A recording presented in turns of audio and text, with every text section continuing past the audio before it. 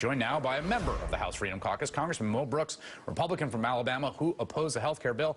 And Congressman, your reaction to the president naming the House Freedom Caucus, to him talking about loyalty, to Rice Priebus talking about disloyalty.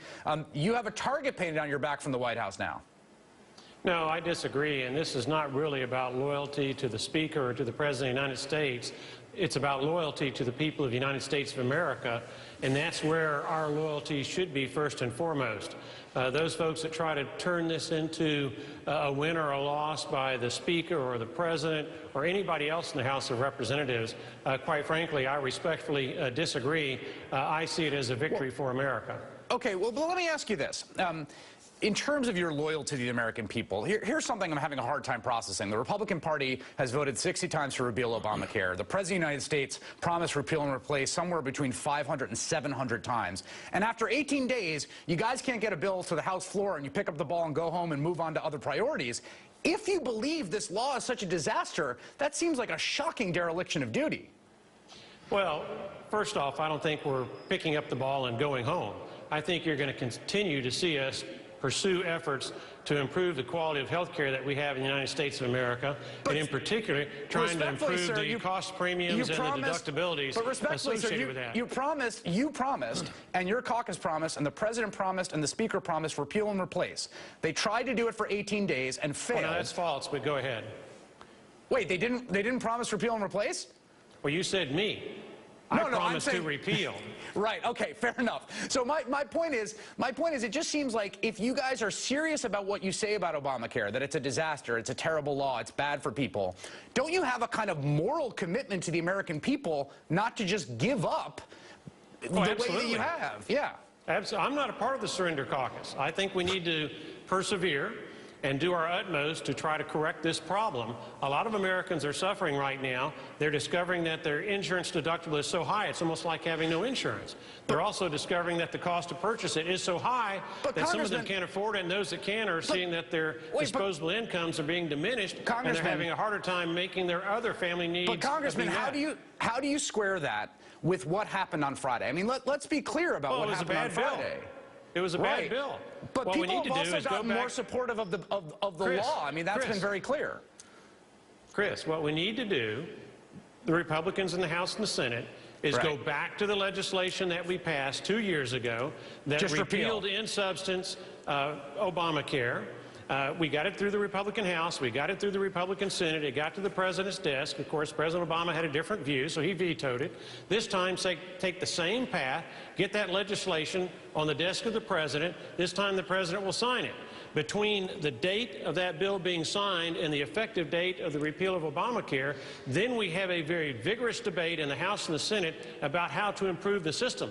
And at that point in time, since the Democrats are no longer being asked to vote for some kind of repeal of Obamacare, they're now free to participate in the process that hopefully we can get a bipartisan solution that can persevere throughout these kinds of contested proceedings that you've seen over the last few years. Right. You want to go back to that original strategy, which is repeal first, set a date certain. Let me ask you about where this relationship goes here. I mean, a lot of people feel like, and I have to say this to you to your face because you came on my program, and I will admit that I was skeptical that you were going to stick to your guns and other people in the House Freedom Caucus were going to stick to your guns. You stared down the White House. They tried to roll you. They tried to steamroll you. They offered threats and ultimatums, and you won. They blinked. What does that mean now in terms of how you and your colleagues conduct yourselves? Well, I didn't perceive any threats or ultimatums by way of background. Did they try to persuade me? Sure. And President Donald Trump did the best he could, but it's not the same as when Donald Trump in the private sector was trying to market and sell first-class products. This was a subpar product, and to a very large degree that explains why the president was unable to sell it. It just wasn't up to the standards that the president's used to trying to market. This was more Trump steaks or Trump vodka and not Doral Golf Club, is what you're saying. Well, I'm not that familiar with all the Trump products. I was thinking more in terms of Trump Towers and Mar-a-Lago and some of the The first-class ones. I can't speak to the others. Let me ask you this. What does it say about his effectiveness, right? Because, I mean, this was a huge part of the selling point of the President of the United States from day one was this was the guy who wrote Art of the Deal. This was the master negotiator. Every other politician is all talk and no action. He walks into his first big, high-stakes negotiation, his first big deal, and the deal falls apart so badly, his own party can't even bring it to the floor for a vote. Well, keep in mind that President Trump has not been involved in politics as an office holder before. He's been there now for almost, well, roughly 2 months, and he's learning, and I believe he's a quick learner. And as he learns more and more, not only about the process, but also the politics, the public policy, what's good and what's bad for America, I think in time you're going to see this be turned around, and I believe over time that you're going to see him have a lot of accomplishments, hopefully with respect to tax reform, border security, and go down the list, perhaps also including, and I hope it will include, health care. Do you think that Steve Bannon is playing a constructive role? Yes, I do. Steve Bannon, from everything I know about him, I really haven't had much in the way of personal conversation with him, but from everything I understand, he understands public policy. Keep in mind that inside the White House there's a lot of tension. He ran a website. I mean, well, he also has an understanding of public policy that helped make that public policy that was enunciated by that website so successful. Right.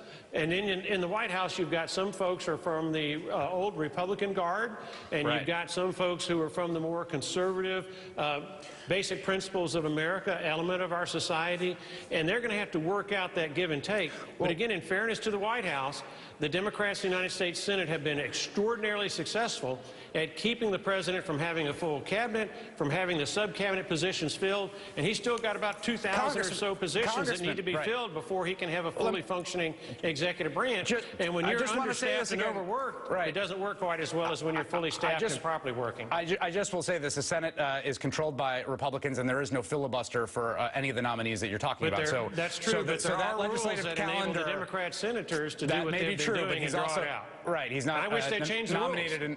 Right, and he's not nominated under Secretary of State. Congressman Mo Brooks, thank you very much. Appreciate it. Thank you, Chris.